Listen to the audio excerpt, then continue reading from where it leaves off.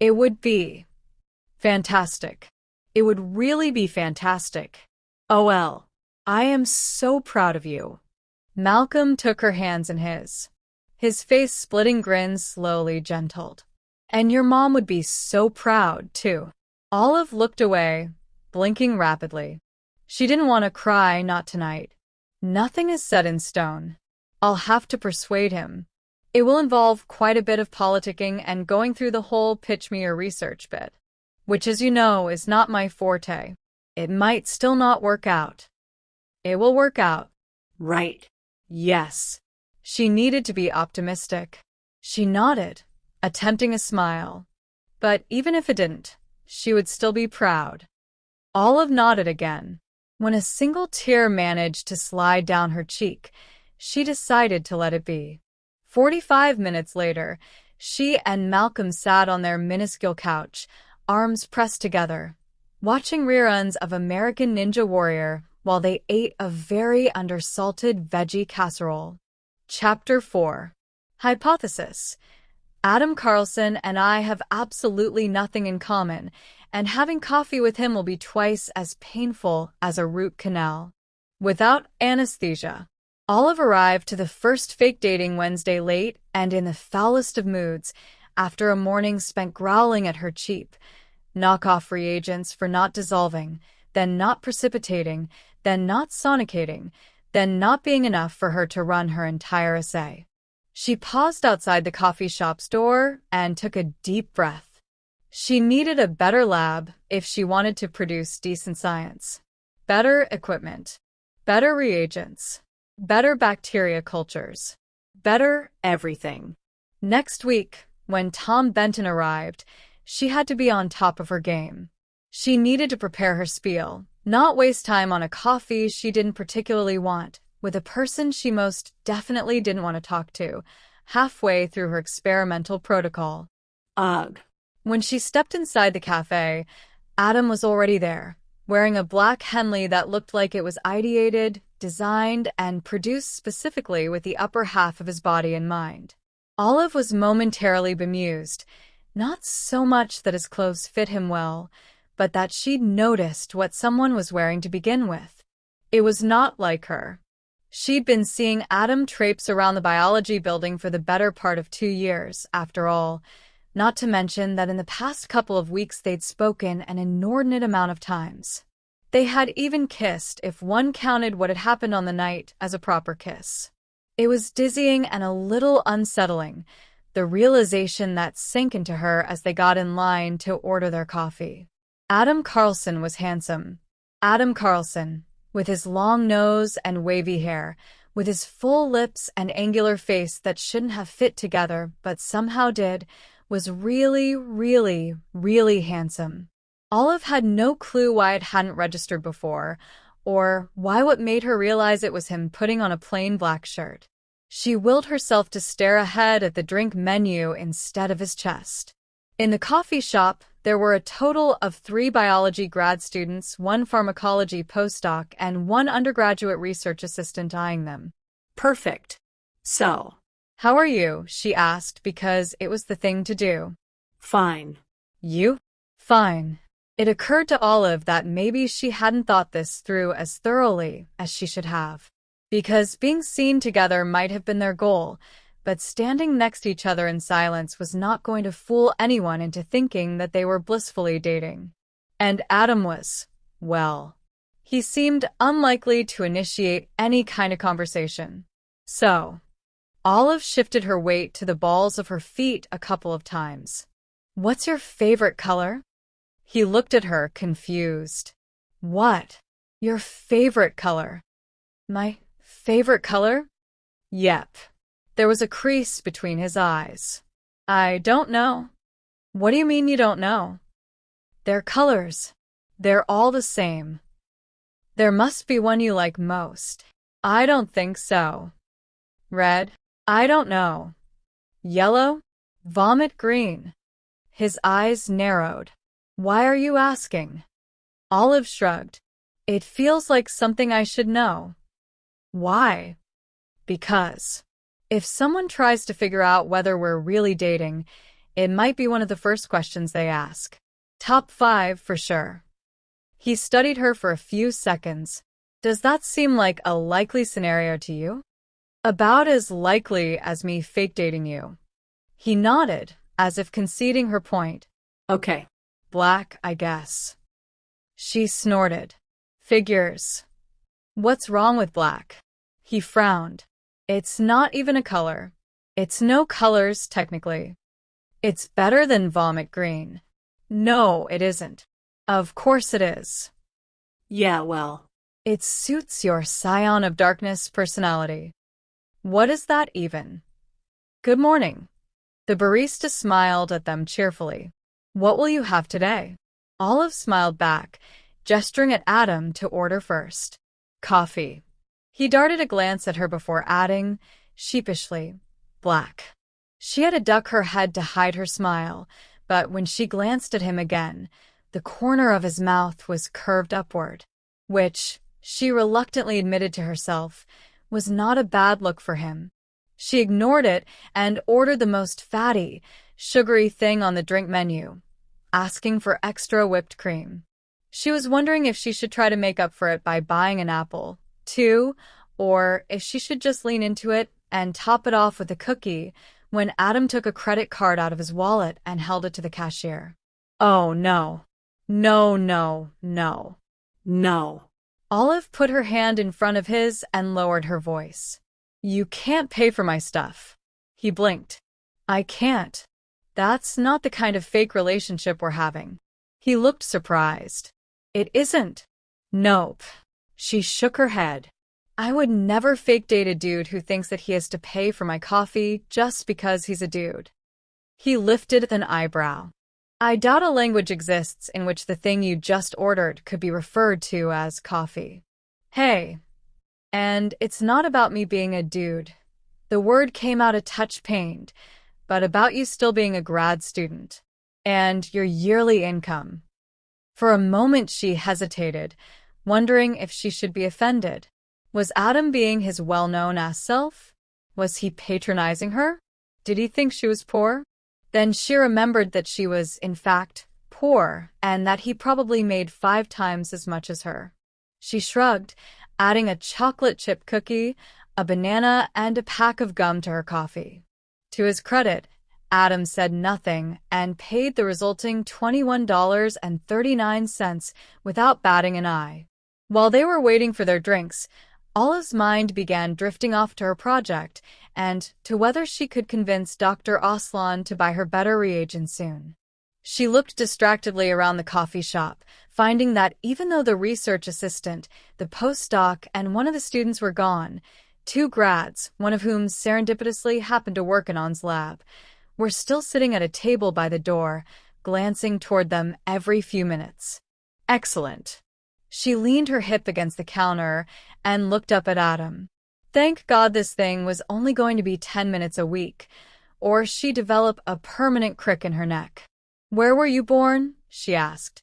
Is this another one of your green card marriage interview questions? She giggled. He smiled in response, as if pleased to have made her laugh. Though it was certainly for some other reason. Netherlands. The Hague. Oh. He leaned against the counter, too, directly in front of her. Why, oh. I don't know. Olive shrugged. I think I expected. New York? Or maybe Kansas? He shook his head. My mother used to be a U.S. ambassador to the Netherlands. Wow. Weird to imagine that Adam had a mother, a family, that before being tall and scary and infamous, he'd been a kid. Maybe he spoke Dutch. Maybe he had smoked herring for breakfast on the reg. Maybe his mother had wanted him to follow in her footsteps and become a diplomat, but his shiny personality had emerged, and she'd given up on that dream. Olive found herself acutely eager to know more about his upbringing, which was weird. Very weird. Here you go. Their drinks appeared on the counter. Olive told herself that the way the blonde barista was obviously checking out Adam as he turned to retrieve a lid for his cup was none of her business.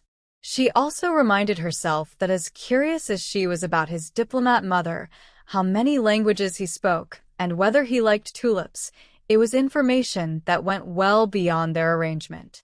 People had seen them together. They were going to go back to their labs and tell improbable tales of Dr. Adam Carlson and the random, unremarkable student they'd spotted him with. Time for Olive to go back to her science. She cleared her throat. Well, this was fun. He looked up from his cup, surprised. Is fake dating Wednesday over? Yep. Great job, team. Now hit the showers. You're free until next week. Olive stabbed her straw into her drink and took a sip, feeling the sugar explode in her mouth. Whatever she'd ordered, it was disgustingly good. She was probably developing diabetes as she spoke. I'll see you. Where were you born? Adam asked before she could leave. Oh. They were doing this then. He was probably just trying to be polite, and Olive sighed inwardly, thinking longingly of her lab bench. Toronto. Right. You're Canadian, he said, like he'd already known. Yep. When did you move here? 8 years ago. For college. He nodded, as if storing up the information. Why the US? Canada has excellent schools. I got a full ride. It was true, if not the whole truth. He fidgeted with a cardboard cup holder. Do you go back a lot? Not really, no. Olive licked some whipped cream off her straw. She was puzzled when he immediately looked away from her. Do you plan to move back home once you graduate? She tensed. Not if I can help it. She had lots of painful memories in Canada, and her only family, the people she wanted nearby, were Anne and Malcolm, both U.S. citizens. Olive and Anne had even made a pact that if Olive was ever on the verge of losing her visa, Anne would marry her. In hindsight, this entire fake dating business with Adam was going to be great practice for when Olive leveled up and started defrauding the Department of Homeland Security in earnest. Adam nodded, taking a sip of his coffee. Favorite color? Olive opened her mouth to tell him her favorite color, which was so much better than his, and, damn it, he gave her a knowing look. Difficult, isn't it? There's so many good ones. Yup. I'm going to go with blue. Light blue. No, wait. Let's say white. Okay, white. He clucked his tongue. You know, I don't think I can accept that. White's not really a color. More like all colors put together. Olive pinched him on the fleshy part of his forearm. Ow, he said, clearly not in pain. With a sly smile, he waved goodbye and turned away, heading for the biology building. Hey, Adam, she called after him. He paused and looked back at her. Thanks for buying me 3 days' worth of food. He hesitated and then nodded once. That thing he was doing with his mouth, he was definitely smiling down at her. A little begrudgingly, but still. My pleasure, Olive. Today, 2:40 p.m. from Tom Benton at Harvard. EDU 2, Olive Smith at Stanford. EDU subject, Pancreatic Cancer Screening Project. Olive, I'll be flying in on Tuesday afternoon. How about we meet on Wednesday around 3 p.m. in Eiskell Oslin's lab? My collaborator can point me in its direction. TB. Sent from my iPhone. Olive was late for her second fake dating Wednesday, too, but for different reasons. All Tom Benton related. First, she'd overslept after staying up late the previous night rehearsing how she was going to sell him her project. She'd repeated her spiel so many times that Malcolm had started finishing her sentences, and then, at 1 a.m., he'd hurled a nectarine at her and begged her to go practice in her room, which she had until 3 a.m. Then, in the morning, she'd realized that her usual lab outfit, leggings, ratty 5K t-shirt, and very, very messy bun, would probably not communicate valuable future colleague to Dr. Benton, and spent an excessive amount of time looking for something appropriate. Dress for success, and all that. Finally, it occurred to her that she had no idea what Dr. Benton, arguably the most important person in her life at the moment, And yes, she was aware of how sad that sounded, but decided not to dwell on it. Even looked like. She looked him up on her phone and found out that he was somewhere in his late 30s, blonde with blue eyes, and had very straight, very white teeth. When she arrived at the campus Starbucks, Olive was whispering to his Harvard headshot, "Please, let me come work in your lab." Then she noticed Adam. It was an uncharacteristically cloudy day. Still August, but it almost felt like late fall. Olive glanced at him, and she immediately knew that he was in the nastiest of moods. That rumor of him throwing a petri dish against a wall because his experiment hadn't worked out, or because the electron microscope needed repairs, or because something equally inconsequential had happened came to mind. She considered ducking under the table. It's okay, she told herself. This is worth it. Things with were back to normal. Better than normal. She and Jeremy were officially dating, and last weekend had showed up to Beers' Moray's night wearing leggings and an oversized MIT sweater she'd clearly borrowed from him. When Olive had eaten lunch with the two of them the other day, it hadn't even felt awkward. Plus, the first dash, second dash, and even third-year grads were too scared of Adam Carlson's girlfriend to steal Olive's pipettes, which meant that she didn't have to stuff them in her backpack and take them home for the weekend anymore. And she was getting some grade of free food out of this. She could take Adam Carlson, yes, even this pitch-black mood Adam Carlson, for 10 minutes a week at the very least. Hey. She smiled. He responded with a look that exuded moodiness and existential angst. Olive took a fortifying breath. How are you? Fine. His tone was clipped, his expression tenser than usual. He was wearing a red plaid shirt and jeans, looking more like a wood-chopping lumberjack than a scholar pondering the mysteries of computational biology. She couldn't help noticing the muscles and wondered again if he had his clothes custom-made. His hair was still a bit long but shorter than the previous week. It seemed a little surreal that she and Adam Carlson were at a point where she was able to keep track of both his moods and his haircuts. "Ready to get coffee?" she chirped. He nodded distractedly, barely looking at her. On a table in the back, a fifth year was glancing at them while pretending to clean the monitor of his laptop. "Sorry if I was late.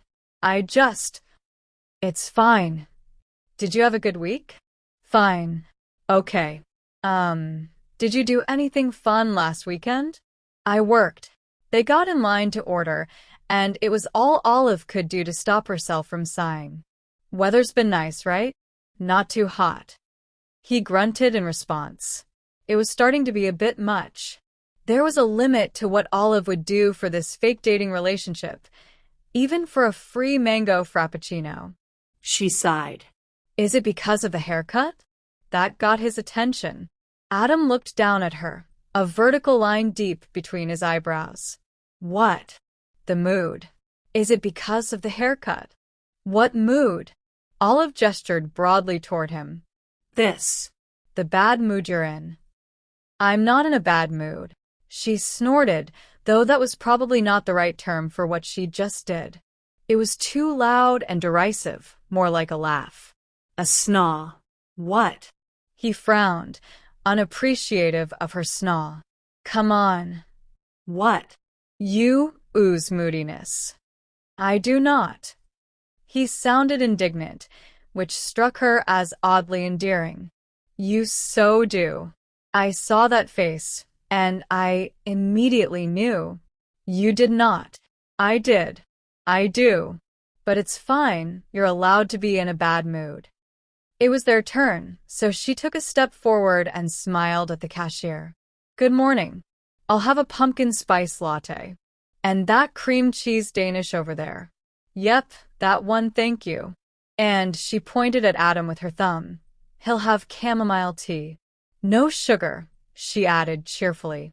She immediately took a few steps to the side, hoping to avoid damage in case Adam decided to throw a petri dish at her. She was surprised when he calmly handed his credit card to the boy behind the counter. Really, He wasn't as bad as they made him out to be. I hate tea, he said. And chamomile. Olive beamed up at him. That is unfortunate. You smartass. He stared straight ahead, but she was almost certain that he was about to crack a smile. There's a lot to be said about him, but not that he didn't have a sense of humor. So, not the haircut? No. It was a weird length, getting in my way while I was running. Oh, So he was a runner. Like Olive. Okay, great. because it doesn't look bad. It looks good. As in really good. You were probably one of the most handsome men I'd ever talked to last week, but now you look even better. Not that I care about these things.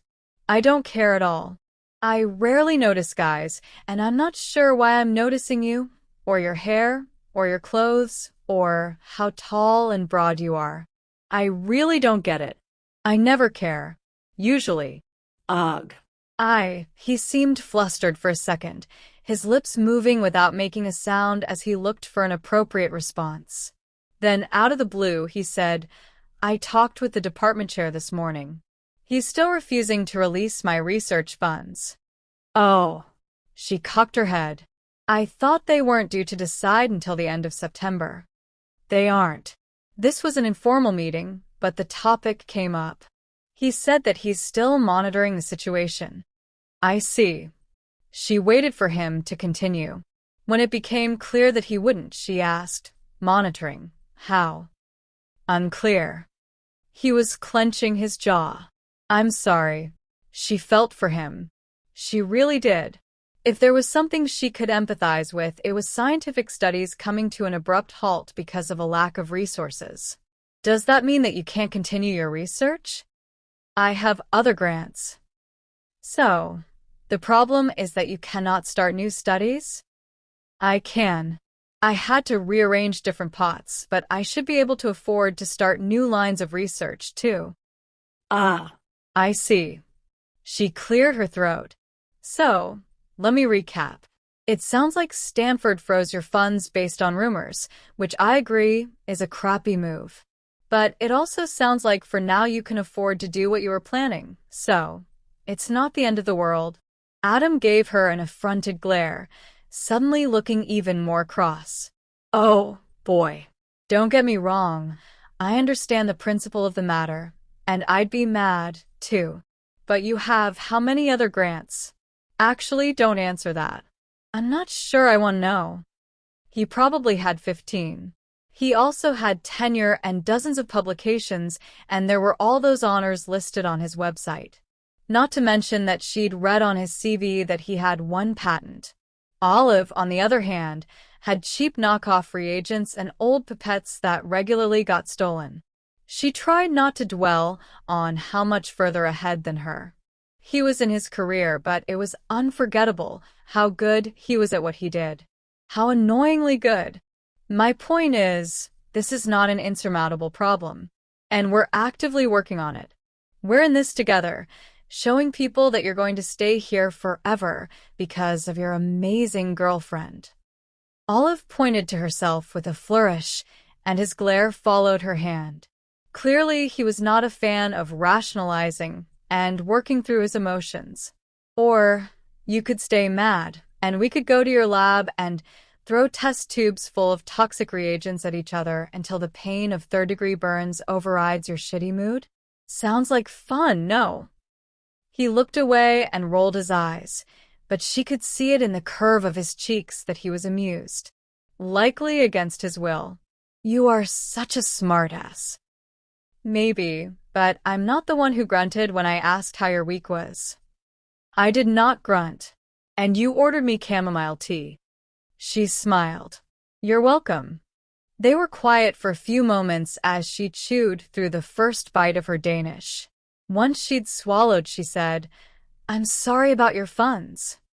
He shook his head. I'm sorry about the mood. oh, It's okay. You're famous for that. I am. yep. It's kinda your thing. Is that so? Um, His mouth twitched. Maybe I wanted to spare you.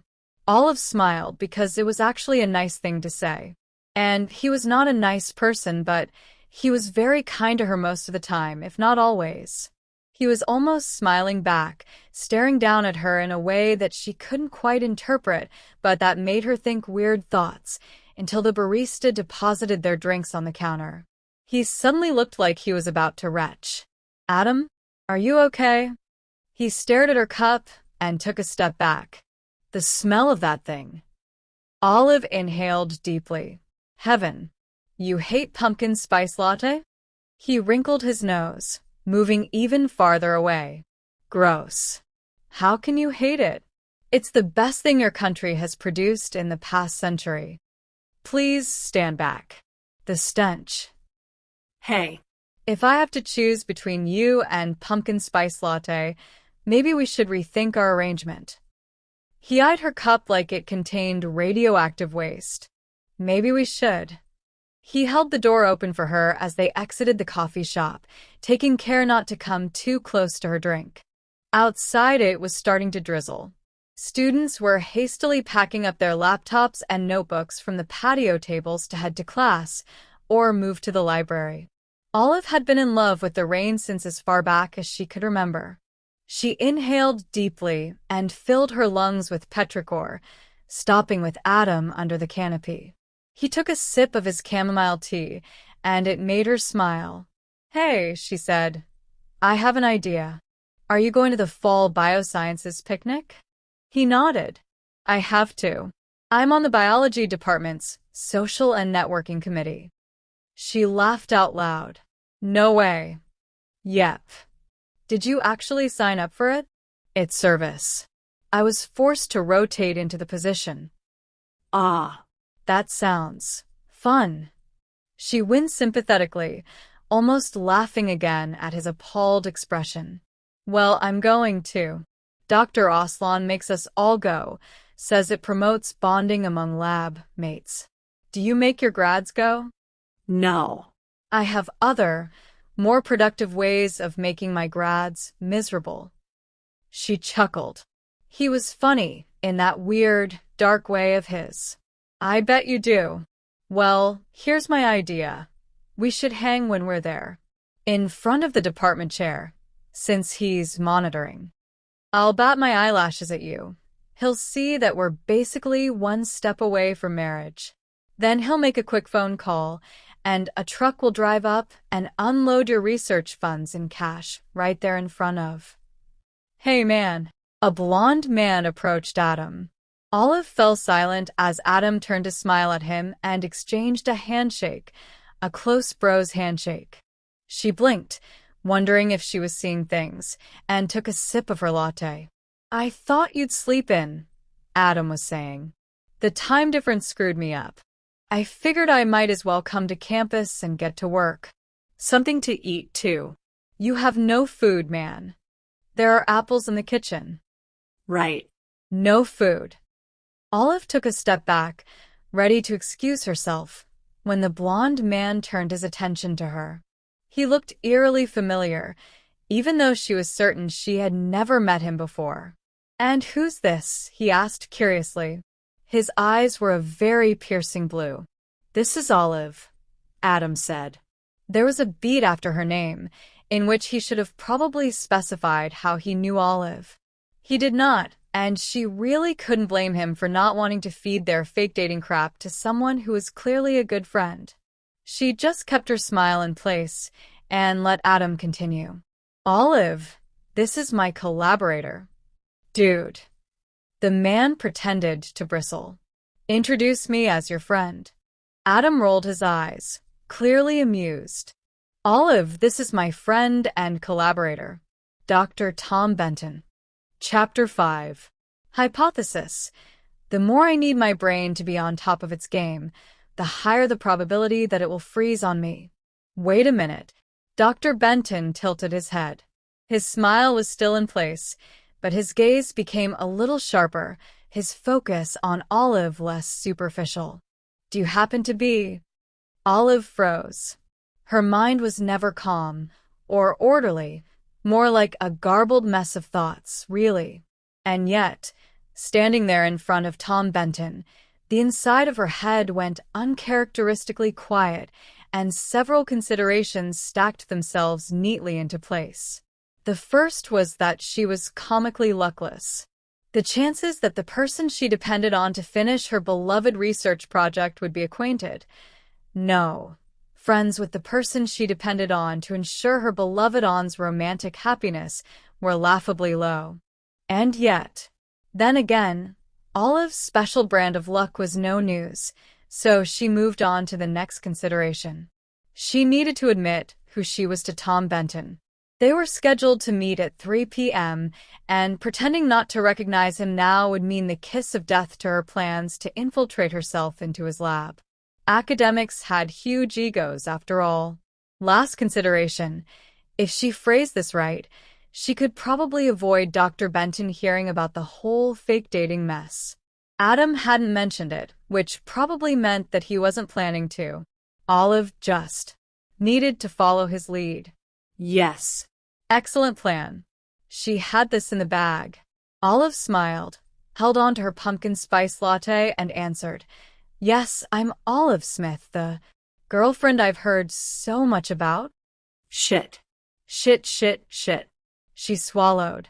Actually, I heard from whom? Adam asked, frowning. Dr. Benton shrugged. Everyone. Everyone, Adam repeated. He was scowling now. In Boston? Yeah. Why are people at Harvard talking? About my girlfriend? Because you're you. Because I'm me? Adam looked perplexed. There have been tears. Some hair pulling. A few broken hearts. Don't worry, they'll get over it. Adam rolled his eyes, and Dr. Benton returned his attention to Olive. He smiled at her, offering his hand. It's very nice to meet you. I had written off the whole girlfriend thing as rumors, but I'm glad you exist. Sorry, I didn't catch your name. I'm terrible at names. I'm Olive. She shook his hand. He had a nice grip, not too tight and not too soft. Which department do you teach, Olive? Oh, crap. Actually, I don't. Teach, that is. Oh, sorry. I didn't mean to assume. He smiled, apologetic and self-effacing. There was a smooth charm to him. He was young to be a professor, though not as young as Adam. And he was tall, though not as tall as Adam. And he was handsome, though, yeah, not as handsome as Adam. What do you do, then? Are you a research fellow? She's a student, Adam said. Dr. Benton's eyes widened. A graduate student, Adam clarified. There was a hint of warning in his tone, like he really wanted Dr. Benton to drop the subject. Dr. Benton naturally did not. Your graduate student? Adam frowned. No, of course she's not my. This was the perfect opening. Actually, Dr. Benton, I work with Dr. Aslan. Maybe this meeting was still salvageable. You probably don't recognize my name, but we've corresponded. We're supposed to meet today. I'm the student who's working on the pancreatic cancer biomarkers. The one who asked to come work in your lab for a year. Dr. Benton's eyes widened even more, and he muttered something that sounded a lot like, "What the hell?" Then his face stretched into a wide, open-mouthed grin. Adam, you absolute ass. You didn't even tell me. I didn't know, Adam muttered. His gaze was fixed on Olive. How could you not know that your girlfriend? I didn't tell Adam, because I didn't know you two were friends, Olive interjected. And then she thought that maybe it wasn't quite believable. If Olive really were Adam's girlfriend, he'd have told her about his friends. Since, in a shocking plot twist, he did appear to have at least one. That is, I, never put two and two together and didn't know that you were the Tom he always talked about. They're better. Kind of. I'm sorry, Dr. Benton. I didn't mean to. Tom, he said, grin still in place. His shock seemed to be settling into pleasant surprise. Please call me Tom. His eyes darted between Adam and Olive for a few seconds. Then he said, "Hey, are you free?" He pointed at the coffee shop.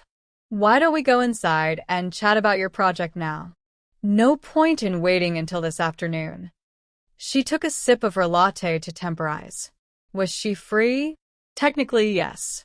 She would have loved to run to the edge of campus and scream into the void until modern civilization collapsed, but that wasn't exactly a pressing matter. And she wanted to look as accommodating as possible to Dr. Benton, Tom. Beggars and choosers and all that. "I'm free." Great. "You, Adam?" Olive froze. And so did Adam for about a second before pointing out, "I don't think I should be present if you're about to interview her." "Oh, it's not an interview. Just an informal chat to see if Olive's and my research match. You'll want to know if your girlfriend is moving to Boston for a year, right? Come on." He motioned for them to follow him and then stepped inside the Starbucks. Olive and Adam exchanged a silent look that somehow managed to speak volumes. It said, "What the hell do we do? And how the hell would I know? And this is going to be weird. And no, it's going to be plain bad." Then Adam sighed, put on a resigned face, and headed inside. Olive followed him, regretting her life choices. "Oslin's retiring, huh?" Tom asked after they'd found a secluded table in the back. Olive had no choice but to sit across from him, and on Adam's left. Like a good girlfriend, she supposed. Her boyfriend, in the meantime, was sullenly sipping his chamomile tea next to her. I should snap a picture, she reflected. He'd make for an excellent viral meme. In the next few years, Olive confirmed. She loved her advisor, who had always been supportive and encouraging. Since the very beginning, she had given Olive the freedom to develop her own research program, which was almost unheard of for PhD students. Having a hands-off mentor was great when it came to pursuing her interests, but if Oslin's retiring soon, she's not applying for grants anymore. Understandable, since she won't be around long enough to see the projects through, which means that your lab is not exactly flush with cash right now. Tom summarized perfectly. "Okay, tell me about your project. What's cool about it?" Olive began. She scrambled to collect her thoughts. So, it's another pause. Longer this time, and more painfully awkward. This precisely was her problem. Olive knew that she was an excellent scientist, that she had the discipline and the critical thinking skills to produce good work in the lab. Unfortunately, succeeding in academia also required the ability to pitch one's work, sell it to strangers, present it in public, and that was not something she enjoyed or excelled at. It made her feel panicky and judged, as though pinned to a microscope slide, and her ability to produce syntactically coherent sentences invariably leaked out of her brain. Like right now. Olive felt her cheeks heat and her tongue tie and, "What kind of question is that?" Adam interjected. When she glanced at him, he was scowling at Tom, who just shrugged. "What's cool about your project?" Adam repeated back. "Yeah, cool." "You know what I mean." "I don't think I do, and maybe neither does Olive." Tom huffed. "Fine, what would you ask?" Adam turned to Olive. His knee brushed her leg, warm and oddly reassuring through her jeans. "What issues does your project target? Why do you think it's significant? What gaps in the literature does it fill? What techniques are you using? What challenges do you foresee?" Tom huffed. "Right, sure.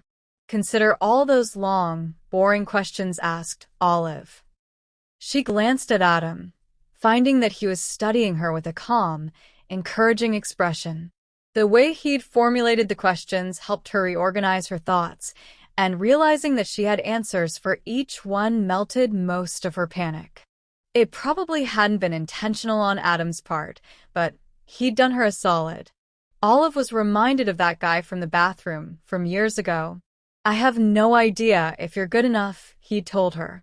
"What matters is whether your reason to be in academia is good enough." He'd said that Olive's reason was the best one, and therefore, She could do this. she needed to do this. Okay, she started again after a deep breath, gathering what she'd rehearsed the previous night with Malcolm. Here's the deal. Pancreatic cancer is very aggressive and deadly.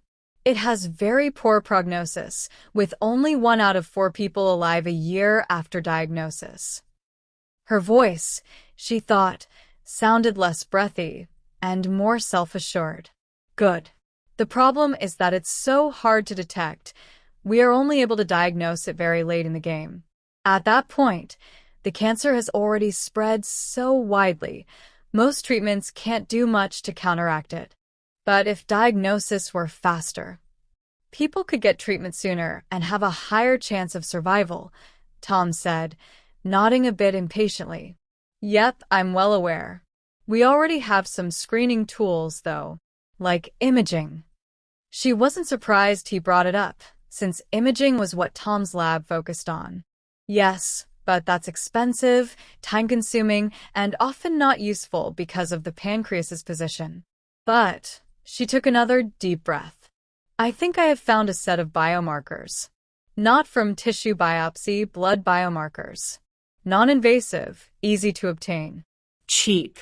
In mice, they can detect pancreatic cancer as early as stage 1. She paused. Tom and Adam were both staring at her. Tom was clearly interested, and Adam looked a little weird, to be honest. Impressed, maybe?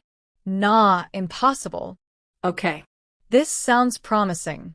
What's the next step? Collecting more data. Running more analyses with better equipment to prove that my set of biomarkers is worthy of a clinical trial. But for that I need a larger lab. I see.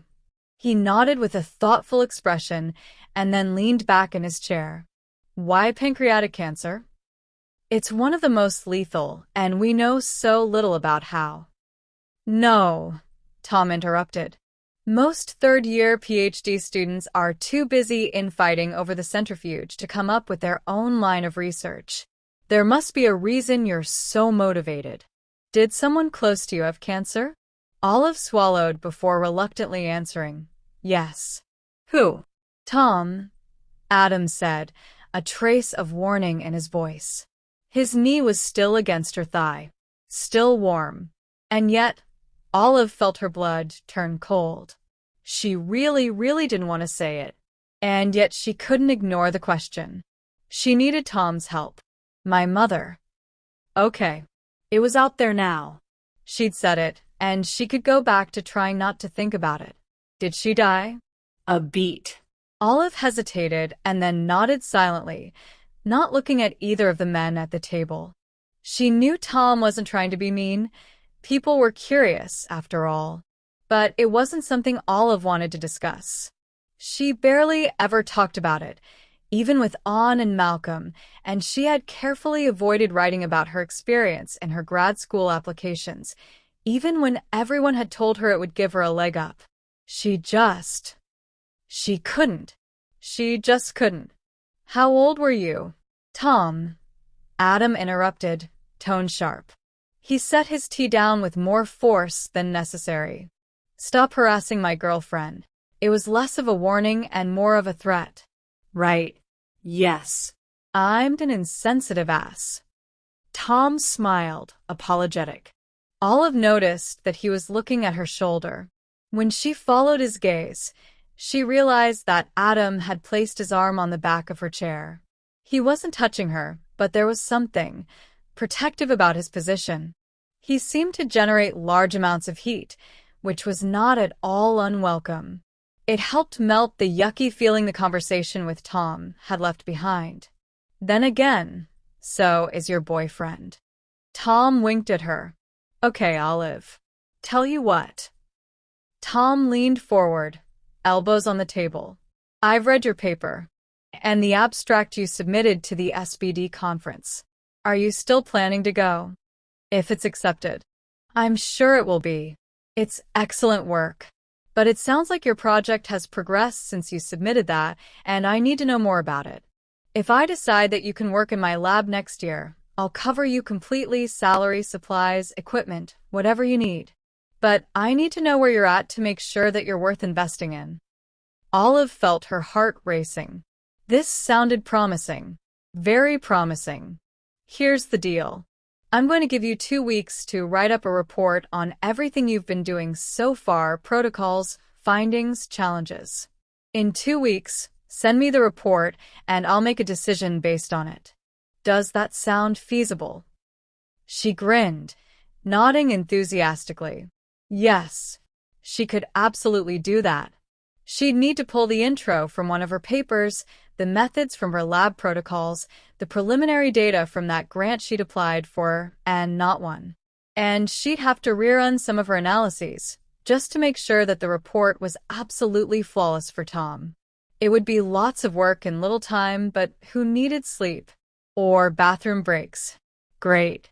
In the meantime, I'll see you around, and we can chat more. Adam and I will be joined at the hip for a couple of weeks, since we're working on that grant we just got. Are you coming to my talk tomorrow? Olive had no idea he was giving a talk, let alone when or where, but she said, of course. Can't wait, with the certainty of someone who had installed a countdown widget on her smartphone. And I'm staying with Adam, so I'll see you at his place. Oh no. She risked a glance at Adam, who was unreadable. Sure. Though we usually meet at my place, so. I see. You disapprove of his taxidermy collection, don't you? Tom stood with a smirk. Excuse me. I'll get some coffee and be right back. The second he was gone, Olive instantly turned to Adam. Now that they were alone, there were about 10 million topics for them to debrief on, but the only thing she could think of was, do you really collect taxidermied animals? He gave her a scathing look and took his arm away from around her shoulders. She felt cold all of a sudden, bereft. I'm sorry. I had no idea he was your friend, or that you two had a grant together. You do such different research. The possibility didn't even cross my mind. You did mention that you don't believe cancer researchers can benefit from collaborating with computational modelists. She noticed the way his mouth was twitching and wondered when exactly they'd gotten on teasing terms. How do you two know each other? He was a postdoc in my lab back when I was a PhD student. We've kept in touch and collaborated through the years. So he must be 4 or 5 years older than Adam. You went to Harvard, right? He nodded, and a terrifying thought occurred to her. What if he feels obliged to take me on because I'm your fake girlfriend? Tom won't. He once fired his cousin for breaking a flow cytometer. He's not exactly tender-hearted. Takes one to know one, she thought. Listen, I'm sorry this is forcing you to lie to your friend. If you want to tell him that this is fake. Adam shook his head. If I did, I'd never live it down. She let out a laugh. Yeah, I can see that. And honestly, it wouldn't reflect well on me either. But, Olive, if you do end up deciding that you want to go to Harvard, I'll need you to keep it a secret until the end of September. She gasped, realizing the implications of his words. Of course. If people know that I'm leaving, the department chair will never believe that you're not leaving, too. I hadn't even thought of it. I promise I won't tell anyone. Well, except for Malcolm and On, but they're great at keeping secrets. They'd never. His eyebrow rose. Olive winced. I will make them keep this secret. I swear. I appreciate it. She noticed that Tom was on his way back to the table and leaned closer to Adam to quickly whisper, one more thing. The talk he mentioned, the one he's giving tomorrow? The one you can't wait for? Olive bit the inside of her cheek. yes. When and where is it going to be? Adam laughed silently just as Tom sat down again. Don't worry. I'll email you the details. Chapter 6. Hypothesis. When compared with multiple types and models of furniture, Adam Carlson's lap will be rated in the top 5th percentile for comfort, coziness, and enjoyment. The moment Olive opened the door of the auditorium, she and On exchanged a wide-eyed look and said in unison, "Holy shit." In her 2 years at Stanford, she had been to countless seminars, trainings, lectures, and classes in this lecture hall, and yet she'd never seen the room this full. Maybe Tom was giving out free beer? I think they made the talk mandatory for immunology and pharmacology, On said. And I overheard at least 5 people in the hallway saying that Benton is a known science hottie. She stared critically at the podium, where Tom was chatting with Dr. Moss from immunology. I guess he's cute. Though not nearly as cute as Jeremy. Olive smiled. The air in the room was hot and humid, smelling like sweat and too many human beings. You don't have to stay. This is probably a fire hazard and not even remotely relevant to your research. It beats doing actual work.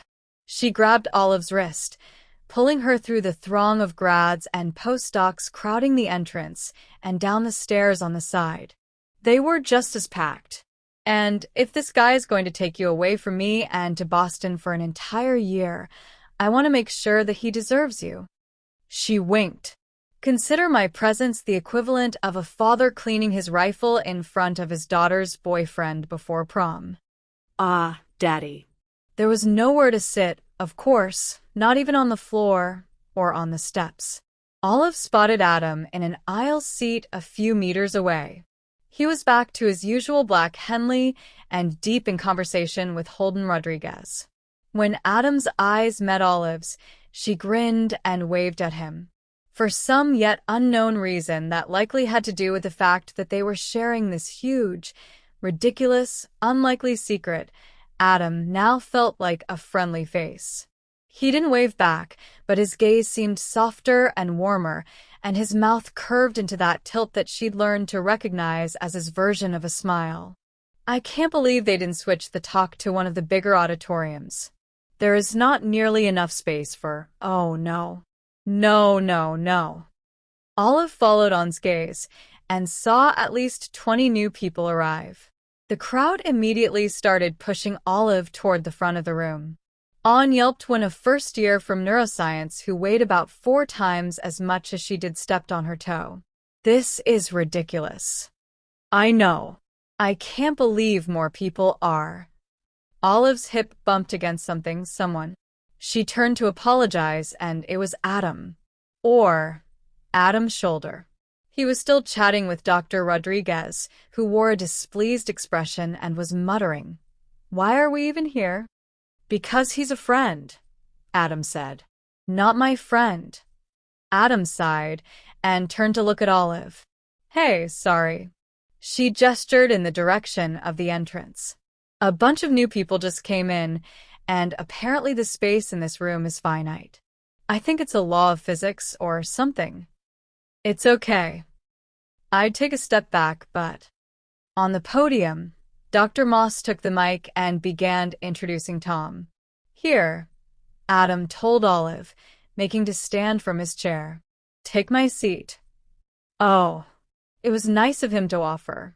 Not fake dating to save her ass, spend $20 on junk food for her nice, but still very nice. Olive couldn't possibly accept. Plus, Adam was a professor, which meant that he was older and all that. 30-something. He did look fit, but he probably had a bum knee and was only a few years short of osteoporosis. "Thank you, but..." "Actually, that would be a terrible idea," On interjected. Her eyes were darting between Olive and Adam. "No offense, Dr. Carlson, but you're 3 times larger than Olive. If you stand, the room's going to burst." Adam stared at On like he had no idea whether he'd just been insulted. "But," she continued, this time looking at Olive, "it'd be great if you could do me a solid and sit on your boyfriend's lap, OL. Just so I don't have to stand on my toes." Olive blinked. And then she blinked again. And then she blinked some more. Near the podium, Dr. Moss was still introducing Tom, got his PhD from Vanderbilt, and then moved to a postdoctoral fellowship at Harvard University, where he pioneered several techniques in the field of imaging, but her voice sounded as if it was coming from far, far away. Possibly because Olive couldn't stop thinking about what On had proposed, which was just. On, I don't think it's a good idea, Olive mumbled under her breath, avoiding glancing in Adam's direction. On gave her a look. Why? You're taking up space we don't have, and it's only logical that you use Carlson as a chair. I would, but he's your boyfriend, not mine. For a moment, Olive tried to imagine what Adam would do if On decided to sit on his lap, and figured that it would probably end up involving someone being murdered and someone doing the murdering. She wasn't sure who'd be doing what. The mental image was so ridiculous that she almost giggled out loud. Then she noticed the way On was looking at her expectantly. On, I can't. Why?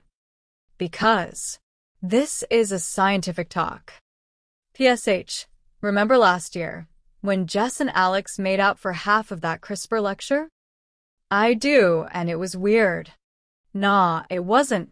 Also, Malcolm swears that during a seminar he saw that tall guy from immunology get a handjob from On. The point is, no one cares. On's expression softened into a plea. And this girl's elbow is puncturing my right lung, and I have about 30 seconds of air left. Please, Olive.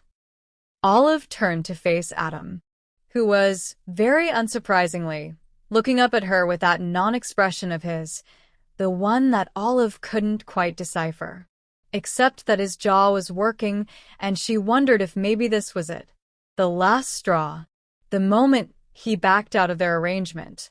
Because millions of dollars in research funds couldn't be worth having some girl he barely knew sit on his lap in the most crowded room in the history of crowded rooms. Is this okay? She tried to ask him with her eyes. Because maybe this is a little too much. Way more than saying hi to each other and having coffee together. He gave her a brief nod, and then Olive, or at least Olive's body, was stepping toward Adam and gingerly sitting on his thigh, her knees tucked between his spread legs. It was happening. It had happened already. Olive was here. Sitting on Adam. this. Yet this. This was her life now. She was going to murder On for this. Slowly. Maybe painfully, too. She was going to be jailed for best friendicide, and she was A-okay with it. I'm sorry, she whispered to Adam. He was so tall, her mouth was not quite level with his ear. She could smell him, the wood sinus of a shampoo, his body wash, and something else underneath, dark and good and clean. It all felt familiar, and after a few seconds Olive realized that it was because of the last time they had been this close. Because of the night. Because of the kiss. So sorry. He didn't immediately answer. His jaw tensed, and he looked in the direction of the PowerPoint. Dr. Moss was gone, Tom was talking about cancer diagnostics, and Olive would have gobbled this up on a regular day, but right now she just needed out. Of the talk. Of the room. Of her own life. Then Adam turned his face a little and told her, "It's okay." He sounded a bit strained, like nothing about the situation was, in fact, okay. I'm sorry. I had no idea she would suggest this, and I couldn't think of a way to. SSSH. His arm slid around her waist, his hand coming to rest on her hip in a gesture that should have been unpleasant, but just felt reassuring. His voice was low when he added, "It's fine." The words vibrated in her ear, rich and warm. More material for my Title IX complaint. Shit. God, I'm so sorry. Olive. She lifted her eyes to catch his and was shocked to find him. Not smiling, but something like it. I was kidding. You weigh nothing. I don't mind. SSH. Just focus on the talk. Tom might ask you questions about it. This was just. Seriously, this whole business, it was completely, utterly comfortable. Adam Carlson's lap was one of the most comfortable places on earth, as it turned out. He was warm and solid in a pleasant, soothing way, and he didn't seem to mind too much having Olive half draped over him. After a short while, she realized that the room was truly too full for anyone to be paying attention to them, except for a quick glance from Holden Rodriguez, who studied Adam for a long moment and then smiled warmly at Olive before focusing on the talk. She stopped pretending to be able to hold her spine upright for more than 5 minutes and just let herself lean into Adam's torso.